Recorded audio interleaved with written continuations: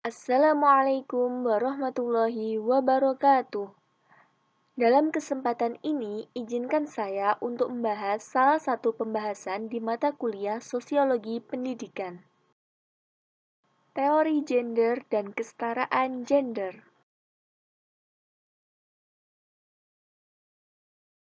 Istilah gender berasal dari bahasa Inggris gen, kemudian ditransfer ke dalam bahasa Indonesia menjadi gender.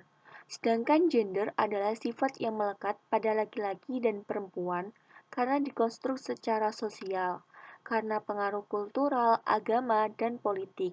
Sifat ini tidak bersifat kodrati melekat pada jenis kelamin tertentu, tetapi sifat itu bisa dipertukarkan. Perbedaan sifat gender itu bisa berubah sewaktu-waktu dan bersifat kondisional. Misalnya, anggapan laki-laki rasional dan perempuan emosional, laki-laki kuat dan perempuan lemah, laki-laki perkasa dan perempuan lemah lembut. Sifat-sifat itu bisa berubah dan tidak melekat secara permanen.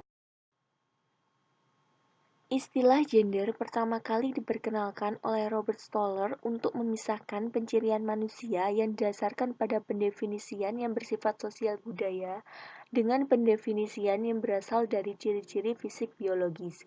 Jadi gender ini berbeda dengan seks.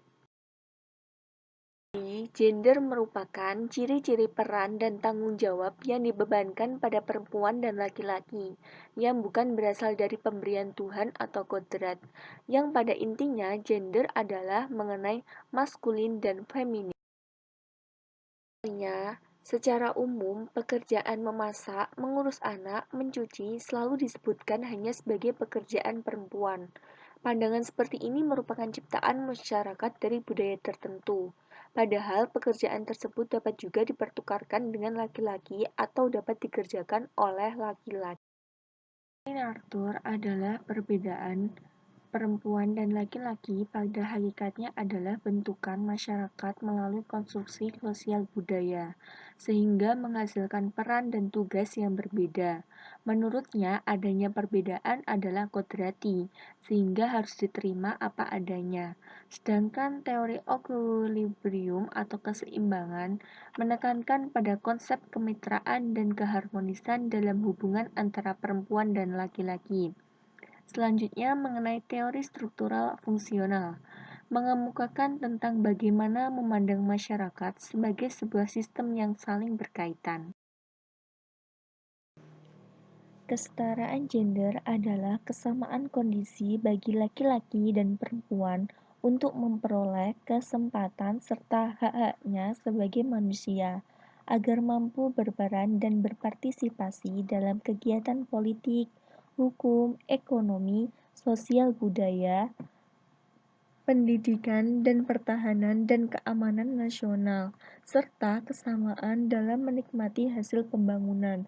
Terwujudnya kesetaraan gender ditandai dengan tidak adanya diskriminasi antara perempuan dan laki-laki, dan dengan demikian mereka memiliki akses kesempatan berpartisipasi, kontrol atas pembangunan, dan memperoleh manfaat yang secara setara dan adil dari pembangunan.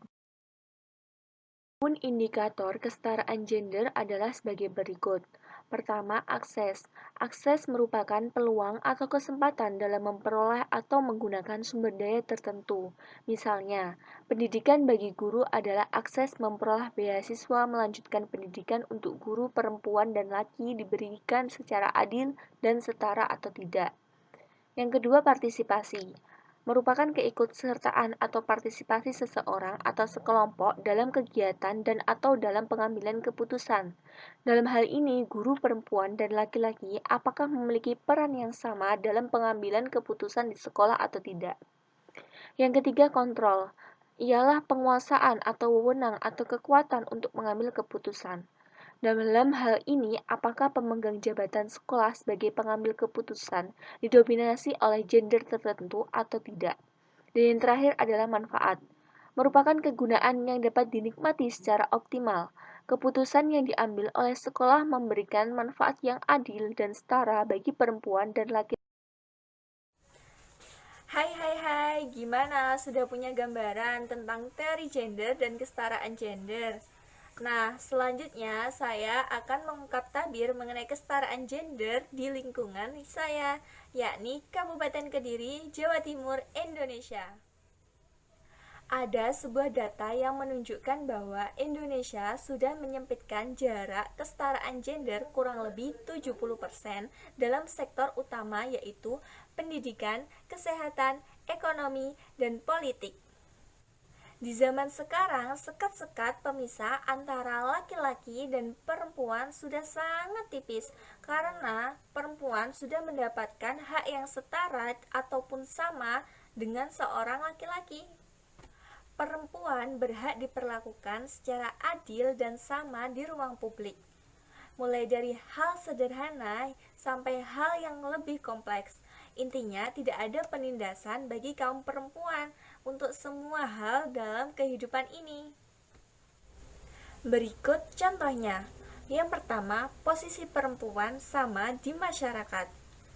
Nah, perempuan tidak disubordinasi oleh laki-laki. Misalnya, di desa ini ada Bu Carik Sidomulyo yang memiliki wewenang untuk menyuarakan pendapatnya dan menentukan kebijakan di daerah tersebut.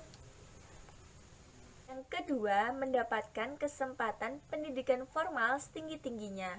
Nah, terlihat di desa ini banyak sekali sarjana-sarjana muda, tidak hanya di kaum laki-laki saja, tetapi perempuan juga banyak yang mendapatkan pendidikan setingginya, bahkan sampai S2 maupun S3. Padahal dahulu kala, seorang perempuan ini dikatakan tidak perlu mendapatkan pendidikan, hanya kaum lelaki saja yang bisa mendapatkan pendidikan. Tetapi berbeda di zaman sekarang, jadi perempuan bisa mendapatkan pendidikan setinggi-tingginya. Yang ketiga, tidak diperlakukan kasar. Nah, perempuan ini tidak diperlakukan kasar. Misalnya saja seperti macam KDRT, kekerasan dalam rumah tangga. Namun di daerah saya, alhamdulillahnya itu tidak ada. Mungkin ada, tetapi tidak tercatat. Tetapi selama ini tidak ada kekerasan dalam rumah tangga yang dilakukan seorang laki-laki kepada perempuan, antara suami dan istri maupun sebaliknya. Jadi adanya penghormatan dan saling menghargai suatu hubungan. Yang keempat, tidak ada kesenjangan di dunia pekerjaan. Jadi misalnya saja ada seorang perempuan yang sedang mengandung besar atau sedang hamil. Nah, perempuan ini mendapatkan perlakuan khusus dari sebuah perusahaan bahwa dia bisa mengambil cuti untuk melahirkan dan mengurus babynya. Jadi tidak ada kesenjangan dalam dunia pekerjaan. Terus pekerjaan yang dahulu bahwa guru TK ini hanya seorang laki-laki perempuan saja. Tetapi zaman sekarang guru TK pun ada yang laki-laki loh. Yang kelima, mendapatkan ruang publik. Jadi, perempuan masa kini sudah menempati posisi bidang pemerintahan, birokrasi, dan politik. Misalnya saja Bupati Kabupaten Kediri Bu Haryanti Sutresno. Nah, beliau ini menjadi Bupati Kabupaten Kediri selama 2 periode. Bahkan di Jawa Timur, pemerintahan Jawa Timur, gubernurnya yang sekarang adalah seorang perempuan, yaitu Bu Khofifah. Selanjutnya ada organisasi-organisasi kewanitaan di wilayah ini seperti Karang Taruna yang tidak hanya untuk kaum lelaki saja tetapi juga perempuan. Lalu ada ibu-ibu Fataya di mana semuanya perempuan dan ketuanya, pemimpinnya adalah seorang perempuan.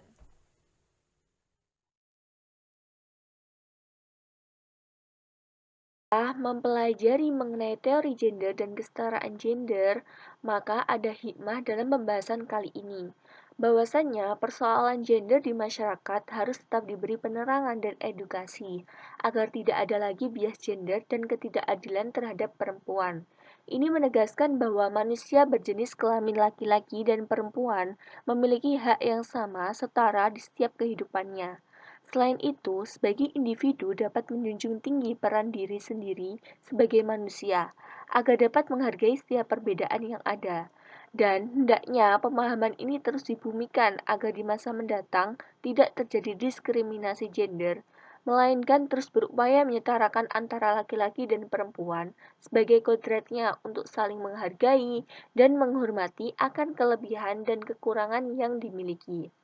Sekian, terima kasih. Kurang lebihnya mohon maaf. Wabillahi taufik wal hidayah. Wassalamualaikum warahmatullahi wabarakatuh.